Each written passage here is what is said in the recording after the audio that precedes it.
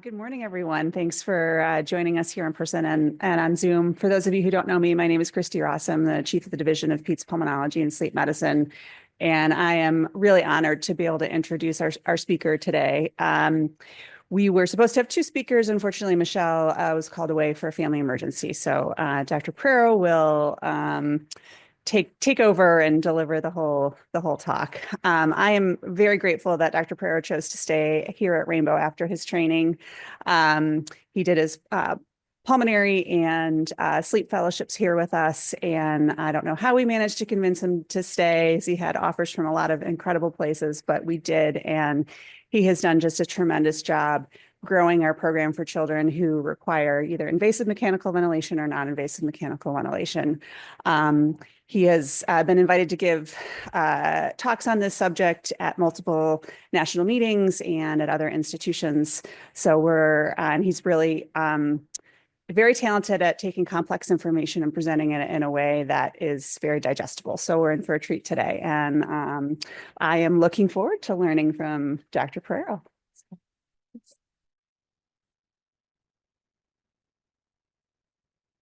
Well, thank you to the organizers for inviting me. I'm really happy and feel like it's a privilege to be here. And thank you to Christy for always setting the bar nice and high. So with that, I'll talk today about the outpatient care of children with tracheostomies and chronic home ventilation. So we're going to be talking about invasive mechanical ventilation. And we're going to give considerations for both the general pediatrician and the subspecialists. So just disclosures, I am a consultant for La Roche, but it has nothing to do with this talk, and I won't be talking about that subject, and Michelle has nothing to disclose.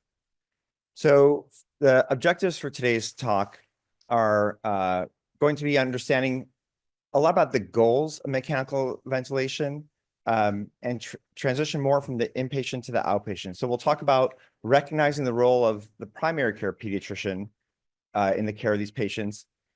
And then we'll talk about to formulate the importance of empowering our colleagues who we work closely with, respiratory therapists, occupational therapists, physical therapists, sleep medicine, and nursing to take more active roles in the care of these patients. And then finally, we'll develop a framework for multidisciplinary care for the child with chronic mechanical ventilation and talk a little bit about what we're doing here at Rainbow to further that goal.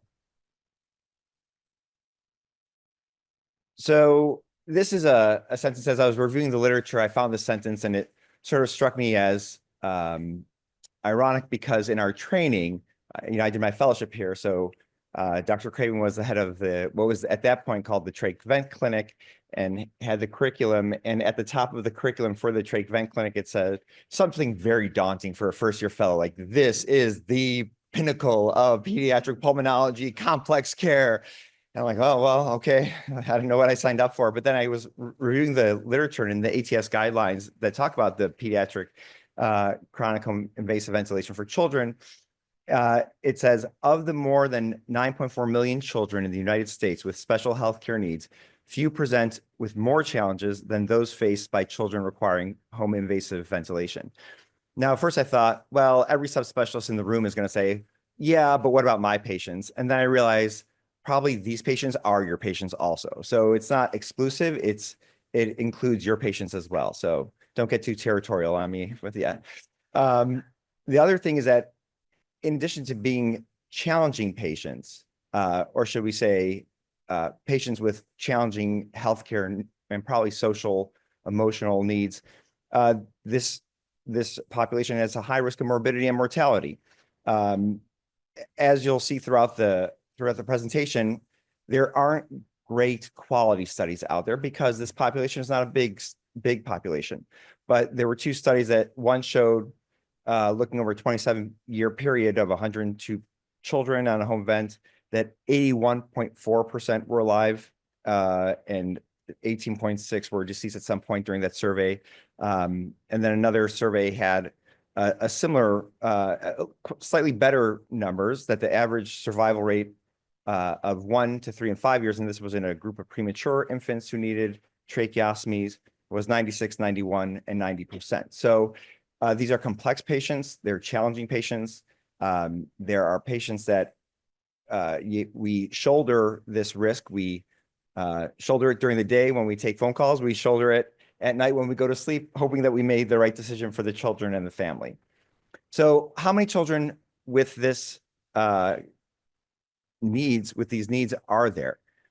And I bet it depends on the decade that you trained in that your answer to that question would be. So there's very sparse literature about the exact number. So take these as rough estimates. A lot of it's extrapolated from a single state that had a center, and then they check out the population of the state compared to the children with these needs, and then extrapolates to the population of the United States per 100,000. So these aren't concrete, but they're the best we have.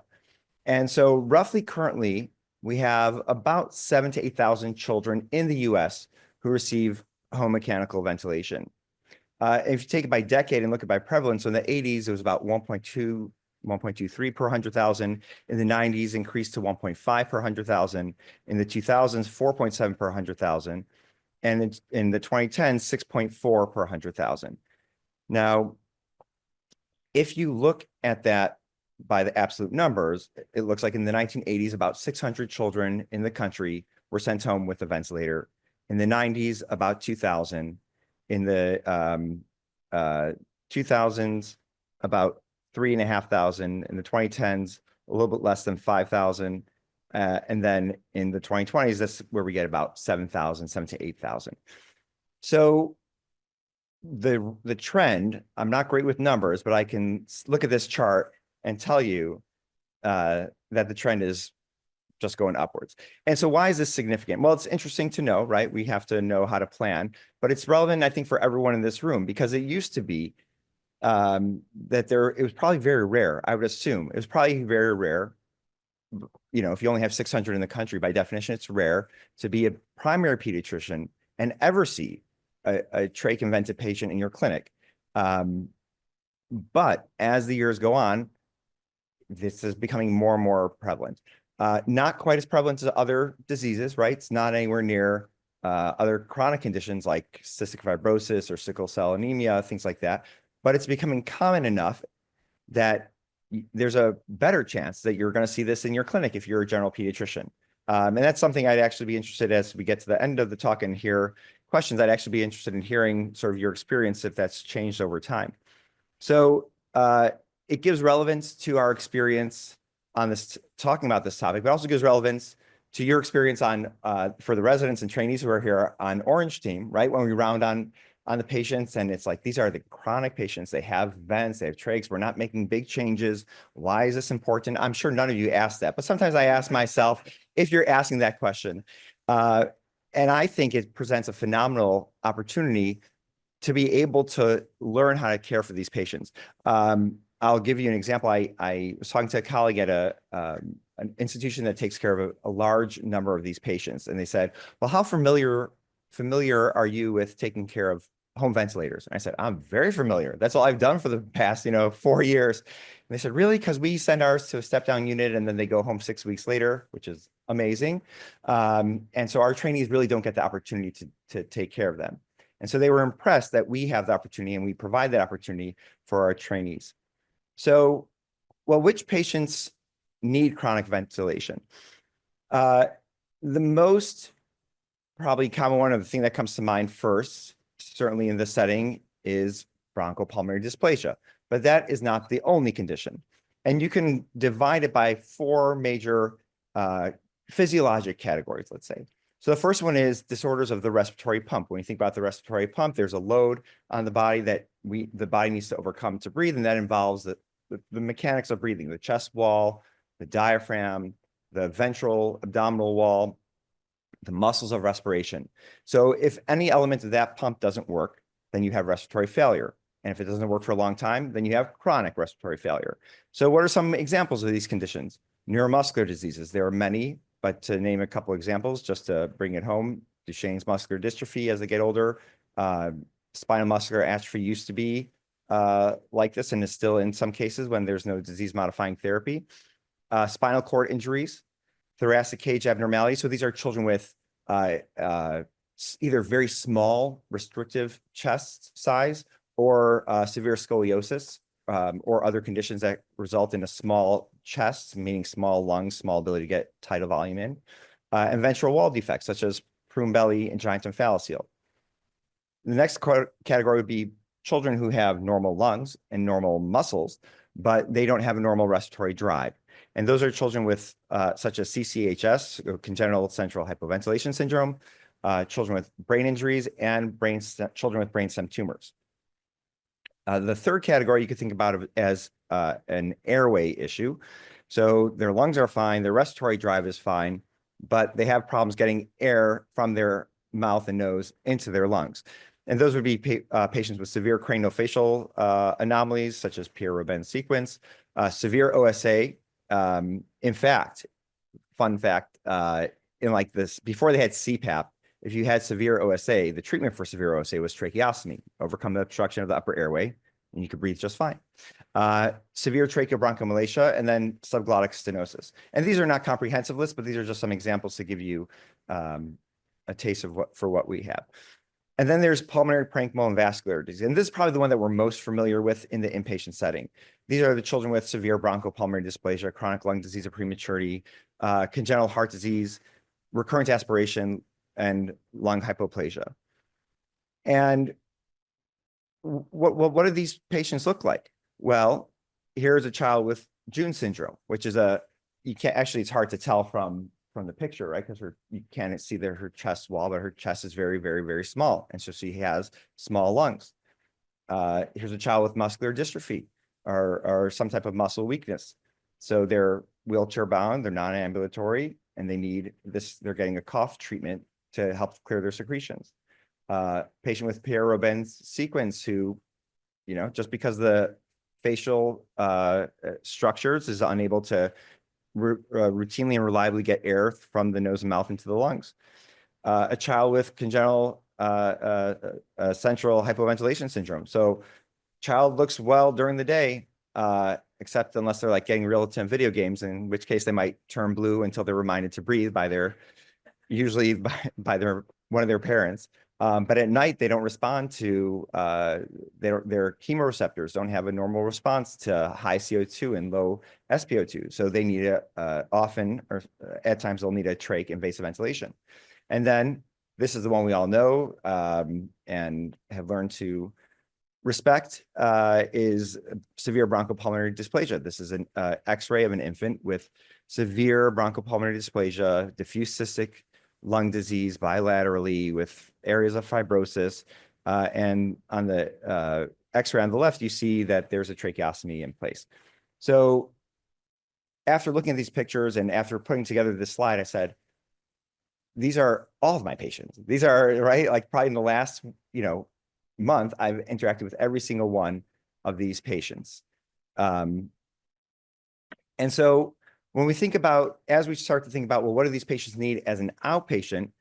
Let's start with what we know best, which is, at least in this setting, is what do they need as an inpatient? So this is something that's familiar to us. So this is taken from a paper by Steve Obman and colleagues that was published in the Journal of Pediatrics. And it's focused on the interdisciplinary care of children with severe bronchopulmonary dysplasia, but it's applicable to, I think, to all kids with invasive mechanical ventilation. And so it's an interdisciplinary team or multidisciplinary team, and they're different disciplines. So you need a team leader or coordinator. So in the inpatient, it really depends where that patient is living. If they're living in the NICU, it'll be the neonatologist. If they're living in the PICU or the PCICU, it'll be the intensivist. If they're on PCRS, right, in general pediatrics, it'll be the hospitalist. If they're on orange team, right, they'll be the pulmonologist will lead the team. And then in some settings, you don't have all the subspecialties, or there might be a nurse practitioner who's running as well. You need someone to run respiratory. So again, that could be one of the aforementioned intensivists or pulmonologists or respiratory therapists.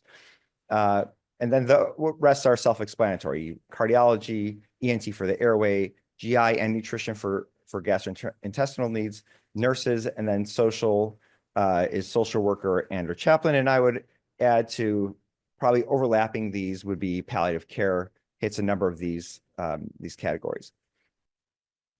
And so what does that look like here? Well, here's an example of our multidisciplinary BPD team. Not everyone, but some of us. And you see in the picture, neonatologists, pulmonary hypertension specialists, pulmonologists, a pharmacist, respiratory therapists. What you don't see in the picture is our RN care coordinator who rounds with us. And you also don't see our occupational therapists, our physical therapists, our speech therapists, who we discuss and interact and get their opinions and suggestions on in every of those, many of those patients, as well as input from palliative care, ENT, cardiology, surgical subspecialists, et cetera. And when we look about it, if you look at this picture, what setting do you think this would take place in? When I looked at it, I thought it looks like, standard inpatient, maybe an ICU. So equipment for invasive ventilation. The respiratory therapists and the seasoned pulmonologists and intensivists would know that this is a little bit of an older illustration based on the Game Boy shaped ventilator that's there, called the LTV, which stands for laptop ventilator. So but it's still relevant. If that thing still works, it's going to still deliver reliable breaths in and out. And so, well, what does this patient need? And this is, you go to the bedside of any patient, who has chronic mechanical ventilation in the hospital. What are you going to see in the room? Well, you're going to see a ventilator. You're going to see a humidifier. You're going to see an oxygen concentrator in the hospital. You won't see it. It comes off the wall. But if they're in a setting where you don't have off the wall, you're going to have an oxygen concentrator. You're going to have some type of monitoring, right? Pulse ox to monitor. You're going to have a suction machine, again, off the wall in the hospital, but portable, you're going to need a portable machine, and a mechanical insufflator, exsufflator. So one of the brand names is called a cough assist device, but it's basically a machine to help the children clear secretions. Well, what else do you notice? Patient has other technology or interventions, a tracheostomy, and then also ability to ventilate the patient with a bag and mask. So this is hospital care. This is something we're all familiar with, something we've all walked into. We're trained to identify. If we don't know how to operate it, we're trained to grab a colleague who knows how to do it. There's always someone at arm's length to help us with this really myriad of technology and interventions. So what does it look like at home? We'll get there. So to start with, at home, you need a care team, just like we had in the hospital. You need a care team. And so the major change on this list that I presented before is who's the team leader as outpatient. And the inpatient is natural. Basically, whoever service the child is on, they're going to be coordinating the care. Well, who does that as an outpatient?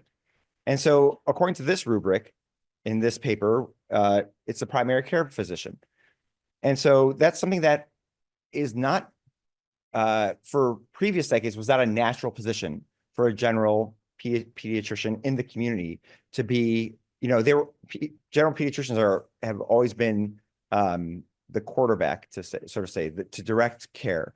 When I was a resident in University of Kansas, this is regional sort of, I guess, preferences. But I remember being in an urgent care clinic, and there was a child that came in, and I wanted to refer him to subspecialists. So the preceptor, who was a general pediatrician, said, no, you don't refer him to the subspecialist. You communicate to the primary care physician that you think this child needs a referral to the subspecialist, and they'll be able to coordinate that care. Now, we don't always do that, right? Sometimes it depends on the practice. Here, I think it's understood that if a kid comes to pulmonology and I think, well, maybe he needs an ENT referral, I think the pediatricians are understanding of that. But if there are times when I'm unsure, I'll communicate with the pediatrician and say, I think this is probably what the child needs. Like, what do you think? Here's another paper that looks at also the transition from inpatient to outpatient. This was a survey of clinicians who were involved in home mechanical ventilation. So physicians, nurses, therapists, case managers, they sent out a survey to listserv and got 101 responses back.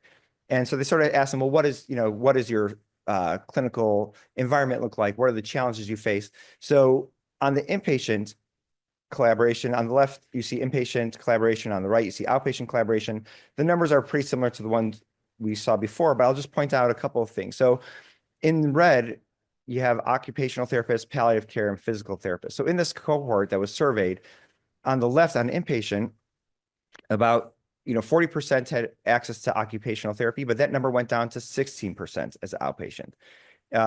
35% had access to palliative care at outpatient and inpatient, but outpatient, that went down to 16%. And the same thing was true for physical therapists. And I think we see this in our setting as well, is that there are certain specialties that are really essential for the care of the patient and are just not as available outpatient as they are inpatient. Same thing is true for speech therapy. The one interesting thing I thought about this was that in this cohort, respiratory therapy stayed in above 80%, both inpatient and outpatient. And I was really happy to see that, because respiratory therapists, as we'll talk about, are really a key component to navigating and keeping these children healthy. So I showed you before an illustration of a child in what looked like in a hospital bed with all this, hospital looking equipment, medical equipment. So what does that look like at home? Well, here it's, a black and white illustration, and you can find it if you want. It's probably a good game to play with kids. Say, find the respiratory equipment in this picture. But if you were looking closely, you would also see that there's more. There's a nebulizer, there's aerosolized medication, and then there's shelves full of stuff. And that stuff is medical stuff. And so what does that look like in practice at home? So at first glance, this illustration seems to show a family doing routine activities with their children, right? One child is playing with a stuffed animal, another child is on the floor, and you'll notice that the child has a trach and a connected to a ventilator, and everyone looks really happy. But what actually goes into making this seem possible? What considerations are needed to give these children the best chance to thrive and be safe at home? And so this is a paper that was published in Pediatric Pulmonology by Chang et al. In 2021, and it goes through a rubric that's more extensive than what we're going to talk today about. How do you transition from inpatient to outpatient? And there are many steps needed to get a child with a tracheostomy home, but today we're going to focus on the needs of the patient and the family once they're home. And so once they're home, they're going to need experienced and consistent nurses, family-to-family support, continuous access to experts after hours. So that's 24/7 access to someone who knows what to do, or who can help them, or say, I can't help you, you need to go to the emergency room, or call EMS. They need they need facilitation of resource utilization. They need all that equipment. Who's going to supply the equipment? What durable medical equipment company? Who's going to check that it's working properly? And then they're going to need support for care coordination. All that list of different specialists need to be coordinated. How is a patient going to get to all these different appointments and have a coordinated care? So if we look at it, well, what goes on in the privacy of the home, really behind the scenes, to keep these children going before they come to your clinic? What's their day-to-day life? So this is fairly representative of many of our patients. I don't know if all of our patients have as many stuffed animals as they have in this picture, but you see here in this example, mom is holding a box of what looks like stocking medications or some type of medical supplies on the shelf in the child's bedroom. The child is sitting on the floor with a trach and ventilator. There's a TV behind the child, and then there's a nurse. There's a home nurse, a nurse who's in the home interacting with the child and doing regular standard checks, things that we order, taking vitals, administering medications. You also see that on the child's bed, at the foot of the bed, there's some more medical devices. Above the bed, there's looks like G-tube feeds that are hanging in a pump. And so this is transported the hospital room to home. You have a nurse, you have medical equipment. The guardian, in this case, the mom, is taking the role of all the ancillary staff that we have in the hospital, and it falls on the parents or the guardians or the caregiver's shoulders. And this is their routine. You have someone in your house who's not your family.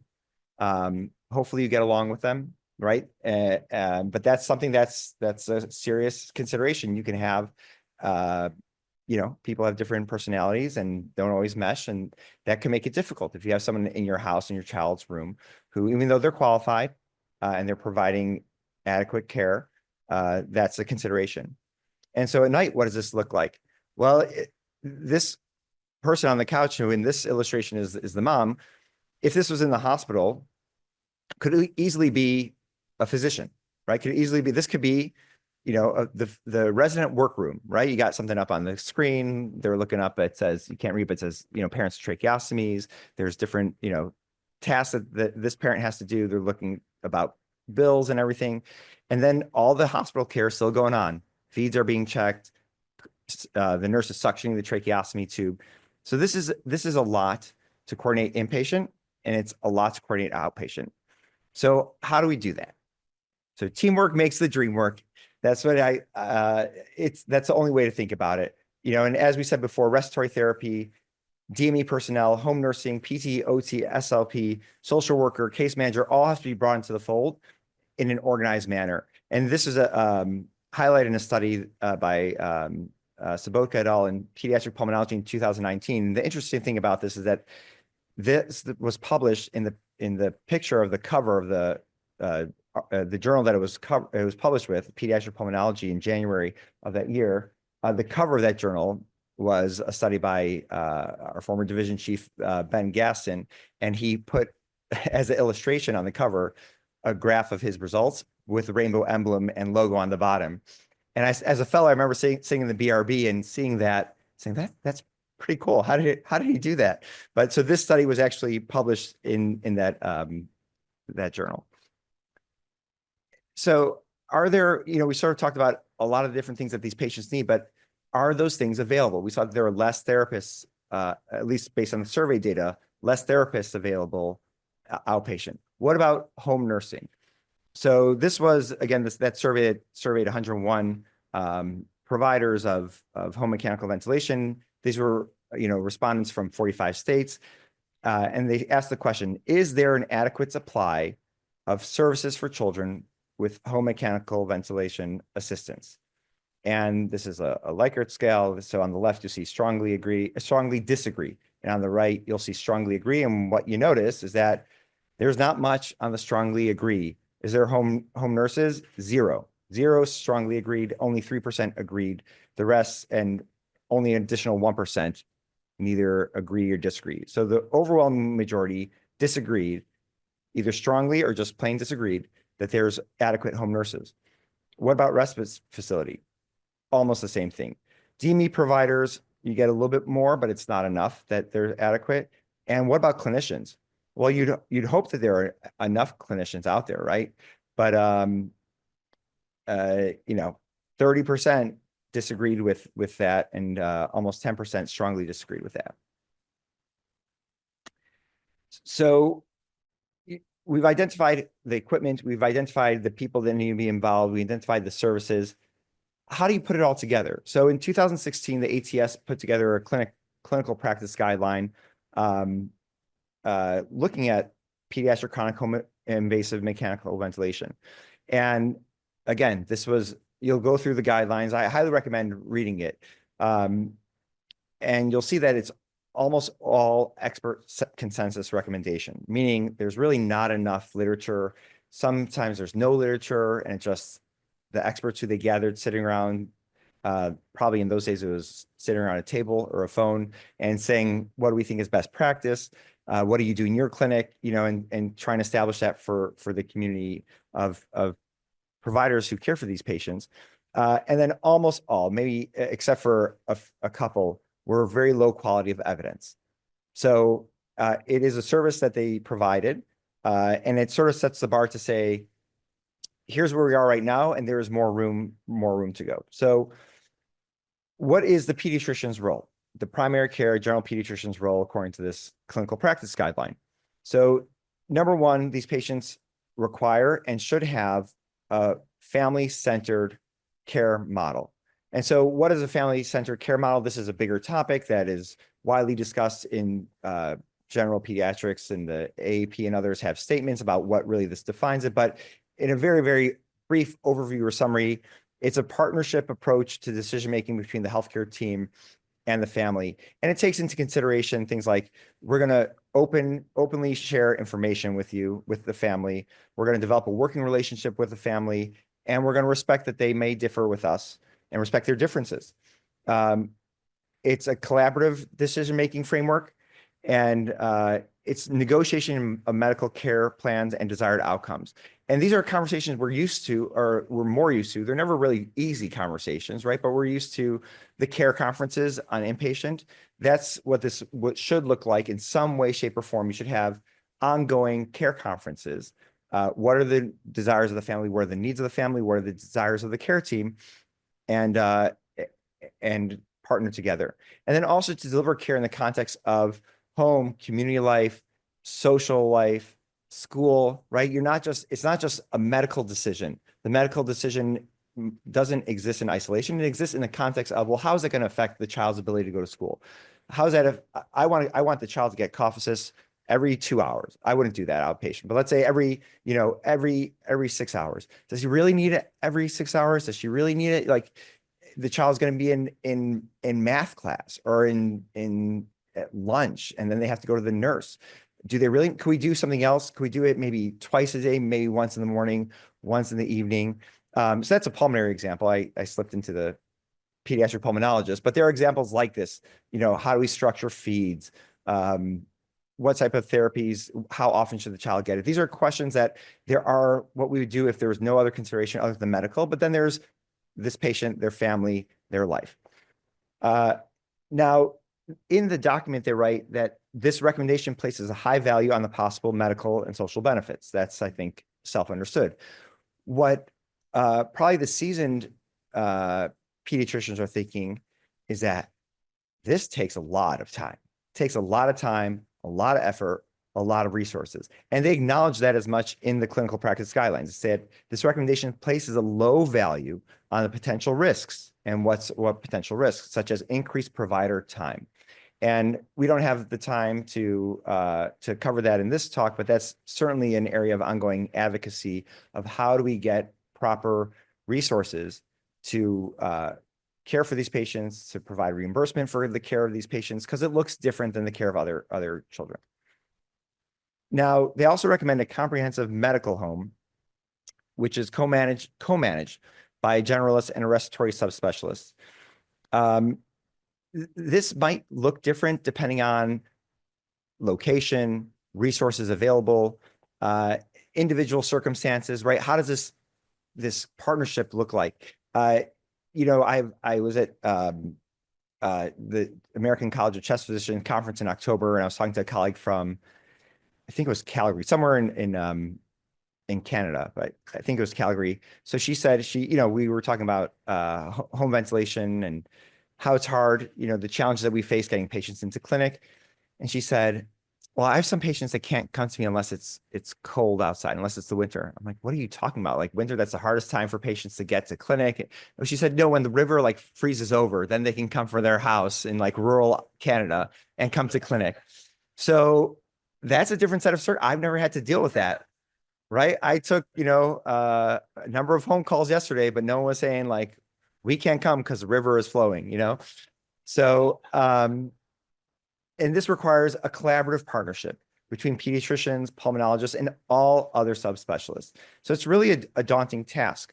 The other things, it requires oversight from a specific identified clinician. Now, it doesn't have to be the pediatrician, but it has to be a point person who knows what to do. And that person or service or group of people has to be accessible 24/7, which I could imagine, is probably a challenge for an outpatient pediatrician. There might be call systems and things like that, but is everyone, depending on who's triaging, if you have a nurse who's triaging, are they going to know what to do? These are rare patients. They may not get frequent calls. You may have one child in your practice. And so that's who's going to be that point person within this medical home. And again, who's primarily accountable? Obviously, the general pediatrician is going to be following the care, but who's going to be primarily accountable for different areas of care that could overlap. So I'll give you an example, like many different specialists and generalists know how to manage Cialria, right? There's a limited number of medications we use, and there's about 4, and then there's some surgical interventions, but barring the surgical interventions, many general pediatricians are comfortable with it. Palliative care is comfortable with it. ENT is comfortable with it. Orthopedic surgery is comfortable with it. Pulmonology. So who's going to run that? Who's going to make that decision? Who's going to tweak that? And who's going to own that? That has to be a conversation. You have to figure out who's going to do that. Who fields sick calls? Is the patient family going to call the pediatrician's office? Are they going to call the pulmonologist's office? Are they going to call someone else? So these specific roles have to be delineated. And we can put it generally that the pediatrician is responsible for all aspects of primary care. So however you would define that, but I would think about that as certainly preventative care.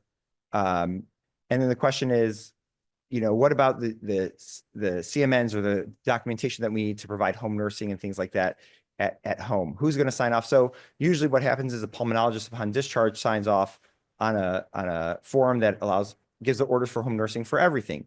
But eventually, like, you might, as a general pediatrician, might want to change the feeds or might want to change the type of feed. And so who's going to start owning those decisions and the paperwork that goes along with it? And pulmonology should be responsible for the management of all pulmonary related aspects of care. I say that with a caveat that in some places that is the case. In other places, if you have a question about the tracheostomy tube, that goes to ENT as opposed to pulmonology. Again, it's going to be setting dependent. Now, here's something that is very, very difficult, has gotten a little bit easier with our switch over to Epic, but effective communication tools. So the medical home should have effective communication tools so that we know what each other specialty is doing, and that we could effectively communicate the care plan in an organized manner without repeating, without everyone doing this, trying to do the same thing twice. And it's helpful now, at least in our setting, that we have the same EMR and we have ability to see some organizations' records through our EMR, through like Care Everywhere. But it's not always the same. And what we're noticing as we gain more experience with Epic, so it's definitely a huge upgrade from an inpatient and an outpatient separate systems that don't talk to each other naturally. But still, I'll give you an example. Like, how do you put, what is the best way to know a child's ventilator settings? Now, I'm asking you, and I'm assuming that each one of you is thinking about the setting that you practice in and the frustrations that you have in that setting. And I wish I could have it in this way. And each one of you, it's going to be different in the ICU, in a pulmonologist's office, in a pediatrician's office. On the inpatient side, when you're doing an H&P, what are the patient's vent settings? What were they last time? What were they changed? How do you do that? Do you do that in a note? There are phone call notes. Where are you going to document that? It's difficult. So having the same, I just bring that to illustrate that having the same EMR that has the ability to communicate well doesn't solve the problem. It still is going to take a lot of work. Obviously, there are transportation issues. How is this patient going to go to school? How are they going to get to appointments? How will they go on vacation? What do they do if they want to go camping? Who's going to help them with that? What if they have to fly? Who's going to answer those questions? It might be the pediatrician, but there might be things where the pediatrician says, I need help on this. This is beyond my ability to determine whether a patient needs supplemental oxygen, which ventilators are approved by the FAA to go on, flights and things like that. What if they don't have a vehicle? How are they going to get to appointments? And so on and so forth. And then finally, if it all comes together, it could look like this: different families, different circumstances, different settings, but it can work at home. So this is something that can work at home. Our patients thrive often at home, but it's still high risk. It still takes a lot of collaboration and effort to make sure that our collaboration, the plans are carried out and communicated across different settings. So I want to touch on a couple of subspecialists. It's not going to cover all of it. So if you're not featured here, you can send me a complaint afterwards and I'll get you into the next one. But, who else needs to be involved in the care of these patients? So obviously ENT, right? Like there's a tube in the child's trachea that a surgeon put there.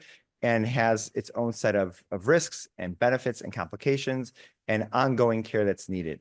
And there are issues with stoma sites and granulation tissue and needing airway evaluations for stenosis or inability to tolerate speaking valves.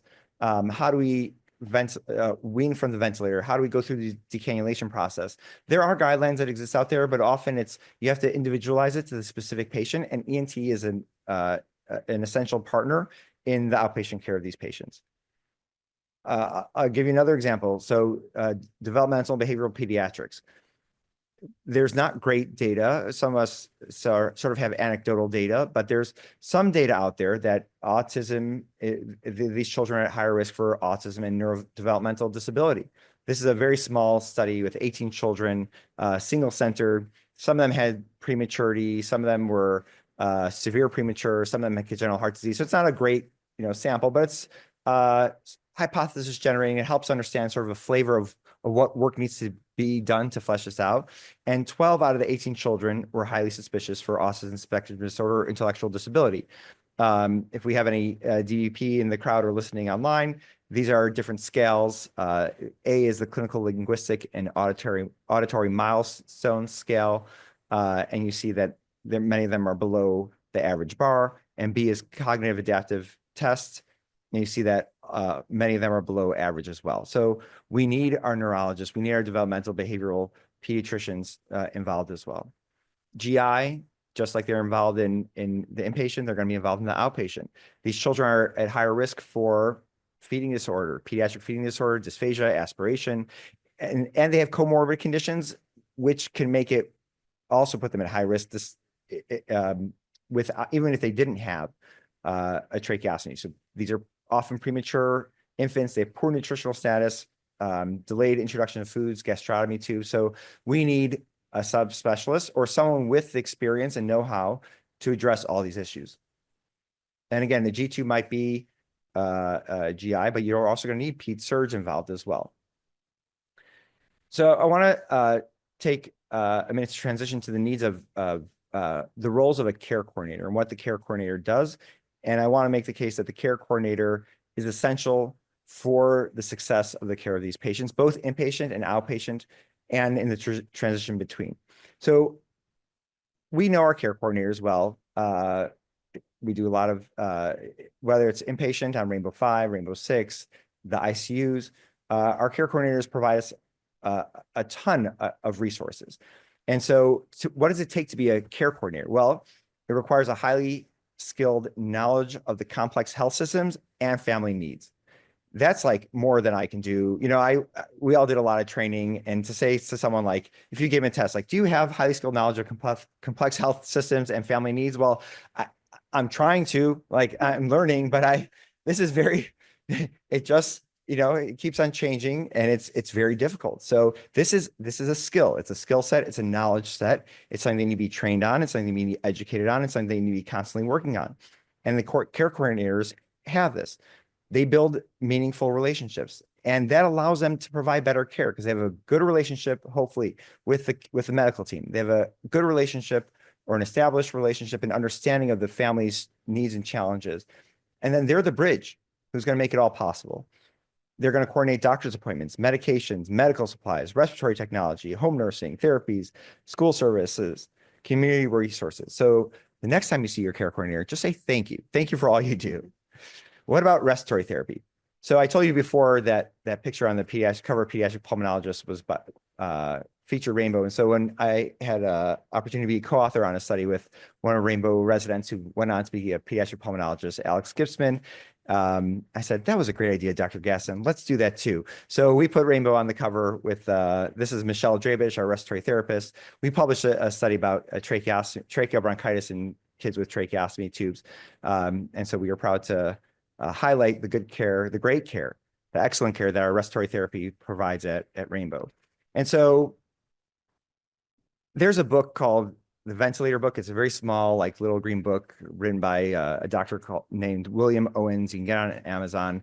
I think it's self-published, but it's a very nice, sort of cheat book, handbook that you can use that's practical clinically. So he has a chapter in there called The 11 Commandments of Mechanical Ventilation.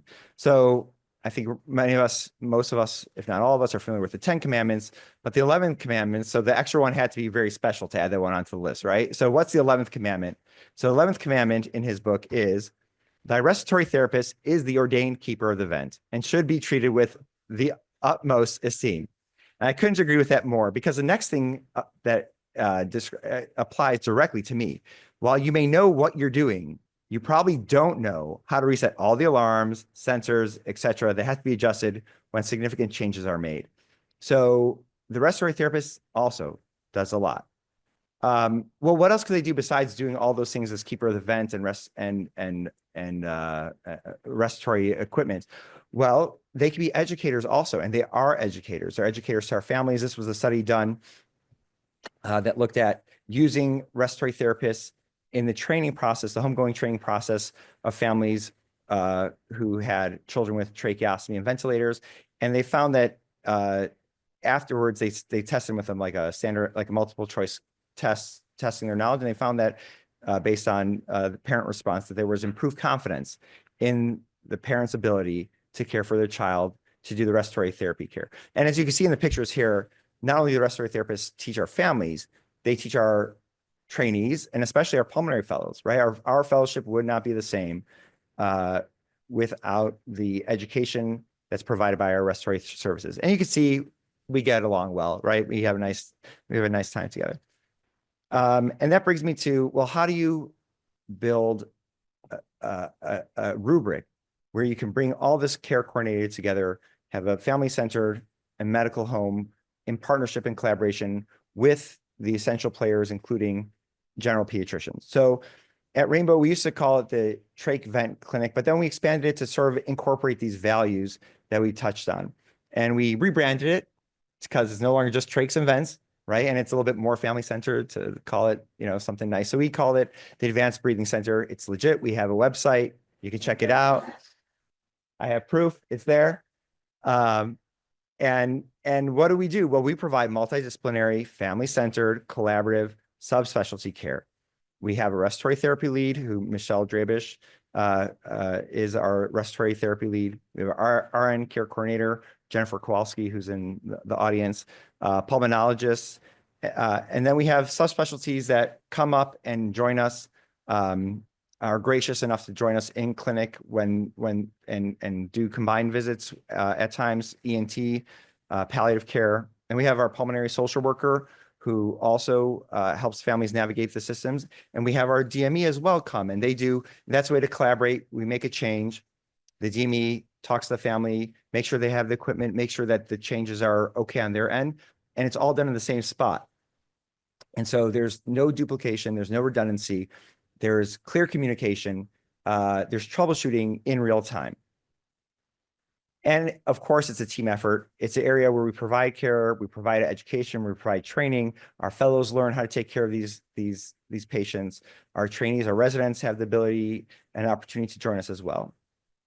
So I want to take the final minutes just to talk about specifically what the lead respiratory therapy role is and what the RN care coordinator role is in an effort to highlight how empowering the colleagues that we work with to take on leadership roles. And really, as my mentor in sleep medicine, Dr. Carol Rosen, would always say, to operate at the top of your license, right? And our colleagues have the ability to do that. So give them the runway and let them make the most of their training and know-how within their scope of practice. So this is what Michelle does as our lead respiratory therapist. She does more, but there's only so much you could fit on with like font 19 on a slide. So this is what I put on. So she does advanced respiratory monitoring in our outpatient clinic, end-tidal CO2, transcutaneous CO2, pulse ox, ventilator measurements. She advises and implements supplemental oxygen, both the amount, the delivery system, how to, whether it's everything surrounding supplemental oxygen. Advises on vent settings, modes, troubleshooting, aerosolized medications, tracheostomies, including all the little details, HMEs. Well, what happens if you have an HME and you're trying to give an aerosolized medication? That little thing that's filtering, that filter paper, guess what it's going to filter out? It's going to filter out your inhaled tobramycin. Well, I don't know that. but I know it now because Michelle's like, they're not getting the tobramycin because there's a filter paper and they're stopping it. And airway clearance modalities. Well, what happens when a child doesn't tolerate cough assist? Well, what else could we do? And those types of things. And then she's a crucial component of evaluating new respiratory technologies, including vents. As you know, Philips is no longer making respiratory devices in the United States, or can no longer sell respiratory devices in the United States. So all the trilogies, all the Evos, all the cough assists are no longer going to be in use in a few years. We have to replace them. Well, what vents should we replace them with? How are we going to evaluate those vents? What are the intricacies that I might think of, but there are intricacies that I might not think of that a respiratory therapist would think of?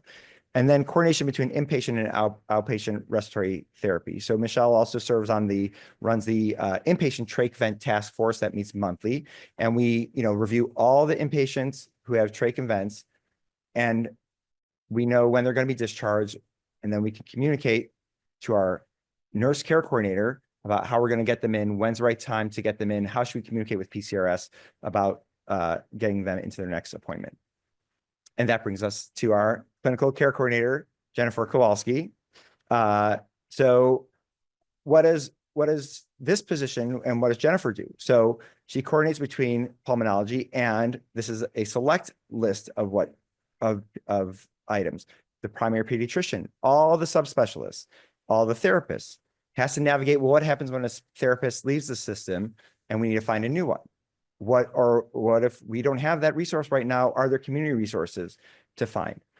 When a patient gets admitted inpatient or discharged from inpatient, who's putting in those admission orders? Who's calling the PICU and saying, hey, I got this patient coming in and here's a plan and here's who needs to be consulted? Or, hey, anesthesia, we're going to do a bronch and a direct laryngeal bronchoscopy, and the patient needs to be admitted in the PICU, and insurance needs to approve it. Who takes care of all that? Your care coordinator can take care of it. And I'm very fortunate that I have an excellent care coordinator. Who deals with the durable medical equipment company, making sure the pulse ox orders get in and the results are returned, dealing with insurance, prior auth, and pharmacy. And then this is a huge skill set, very skilled, triaging home calls from families. We say you need a point person who's knowledgeable, who's skilled, who's competent and comfortable. And in our setting, Jennifer does a fantastic job of talking to the family, knowing everything that they have, knowing all the changes that were made, being able to distill the information and then present it to me or whoever else, ENT or whoever else needs to make a decision on it in a collaborative manner. And so we hope that our setting helps bring this co-managed medical home effective communication to reality, that it has the same similar elements on outpatient as an inpatient, and those elements talk to each other. And then just to highlight what we've done. So over the last year in ABC Clinic, we've cared for 58 patients, and these are individual patients, 58 patients on chronic invasive mechanical ventilation, 23 patients with chronic non-invasive ventilation. In collaboration with Hattie, Laurelim, and CompCare, we've cared for another 33 patients, some with invasive, some with non-invasive. We have collaborations with the inpatient trach vent task force that meets monthly. We have collaboration with inpatient Rainbow 5 nurse coordinators to help smooth and troubleshoot issues surrounding transition. We have quarterly meetings with our home nursing providers. They come in and meet with us, and we go over numbers, and they ask us if we have any issues and troubleshoot. And we have monthly meetings with the DME. So we make an effort to streamline that communication, to streamline delineate those modes of care, reduce redundancy, and reduce errors. And then finally, we try to be innovative. In 2024, we were awarded a grant and became the first pediatric center in the country to use transcutaneous CO2 monitoring in an outpatient chronic respiratory failure clinic. And here's a picture of me and our vendor and Michelle, and you can see I got that little transcutaneous CO2 thing on my head just to make sure that it worked. And I guess my CO2 was a little higher than I thought it should be, but maybe I was a little nervous at the time and wasn't really breathing. So took a few deep breaths and it got better. And so this doesn't happen in a vacuum. and in summary, the take-home points are that general pediatricians play a crucial role in providing a co-managed medical home for children with chronic invasive mechanical ventilation, and this is a population that's growing, and you might see more often. Colleagues in nursing, respiratory therapy, OT, PT, SLP should be empowered to develop expertise in the care of these patients, and multidisciplinary clinics can provide family-centered care and enhance effective communication between different care settings. And I want to thank all the people who make this possible, because it's impossible to do any of this on your own. And so I want to thank my pulmonary colleagues, Dr. Christy Ross, who's our division chief, who provides support, and my mentors, Dr. Craven, who's a previous director of the clinic. And then we have Jay Shah, who's an intrinsic part of our trach and vent. He's the trach part. On the bottom is my remote mentor, Dr. Howie Panich, who wrote done a lot of research and education in this field for the last few decades. And Alex Gibson, who is one of our residents and is now finishing up his pediatric pulmonology fellowship. And then you can see our wonderful group of respiratory therapists, always helpful, always having a good time, always willing to lend a helpful hand. And with that, I thank you and welcome any questions.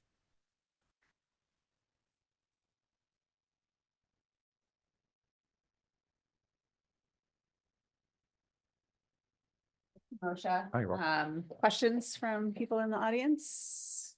Dr. Worthington?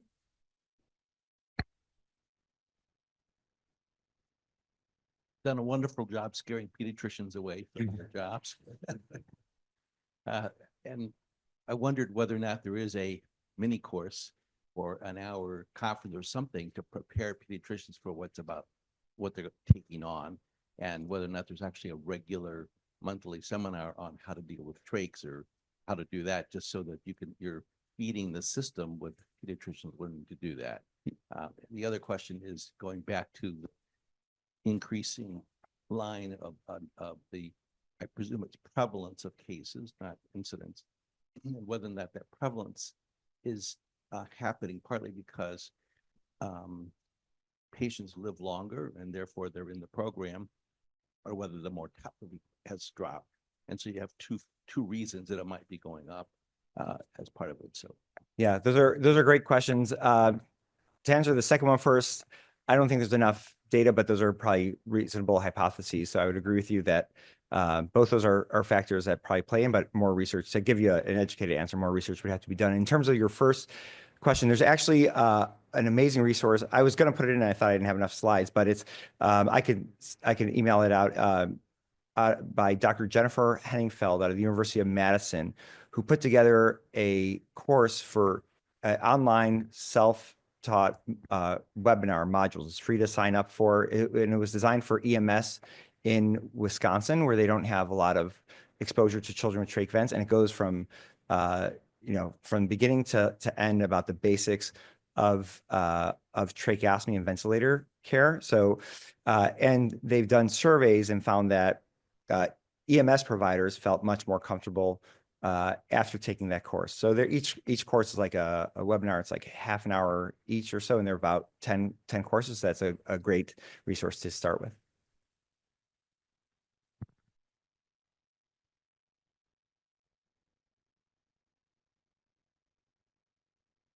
I was just thinking about the numbers of like the kids in the United States that live with trach vents. He said it was like 7,000 to 8,000. And thinking about like the number of patients that, we encounter here, I was expecting the number to be significantly higher than that.